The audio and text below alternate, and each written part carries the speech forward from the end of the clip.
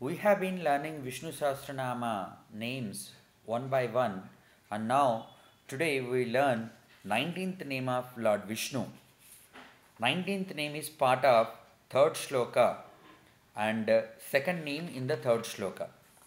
Yoga Vidam Neta, Yoga Vidam Neta, Yoga Vidam Neta. Vishnu Sahasranamam లోపల ఈరోజు 19వ నామం నేర్చుకుందాము. యోగ విదాం నేత. As the leader of all the people who follow the path of yoga, Mahavishnu is యోగ విదాం నేత. ఆయన యోగాని ఫాలో అయ్యేటువంటి వాళ్ళందరికీ లీడర్ కాబట్టి ఆయనని నేత, యోగ విదాం నేత.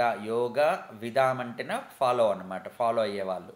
యోగ విదాం నేత అంటేనే the leader of the one who is following all the people who are following the yoga. యోగాన్ని పాటించే వాళ్ళందరికీ నాయకుడు కాబట్టి ఆయనకి యోగ విదాం నేత అని పేరు వచ్చింది. Lord Mahavishnu is the leader of all those who know what yoga is, those who seek knowledge by going through the path of yoga, and also those who have reached samadhi through the practice of yoga.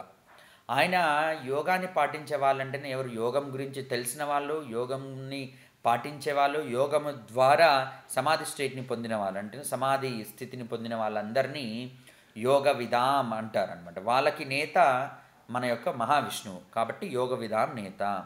He thereby looks after their daily welfare and spiritual progress.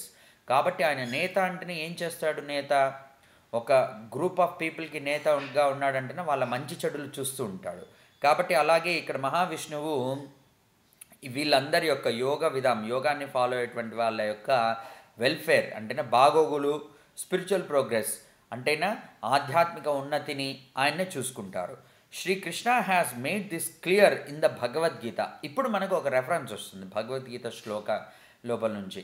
భగవద్గీతలో 9th chapter 22nd శ్లోక, 9వ అధ్యాయం 22వ శ్లోకం లోపల భగవానుడు ఏం చెప్పాడంటే, అనన్యా చింతయంతో మాం ఏ జనా పర్యుపాసతే తేషాం నిత్యాభియుక్తానాం యోగక్షేమం వహామ్యహం.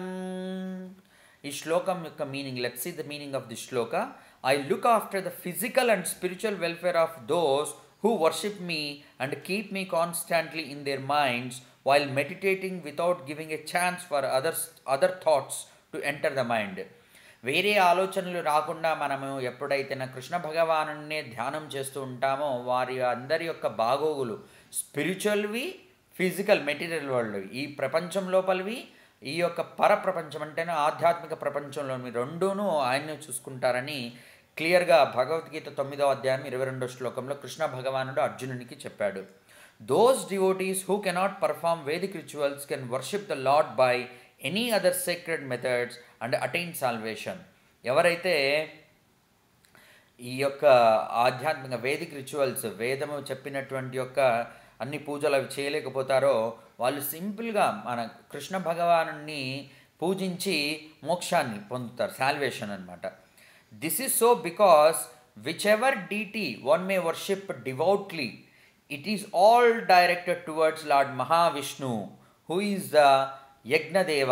ఎవరిని పూజించినా యజ్ఞము ద్వారా కానీ, మనము రోజు పూజ చేసేటువంటిదే యజ్ఞము, దాని ద్వారా కానీ ఎవరిని పూజించినా మనము ఆ యొక్క పూజ అంతా విష్ణువుకే చెందుతుంది.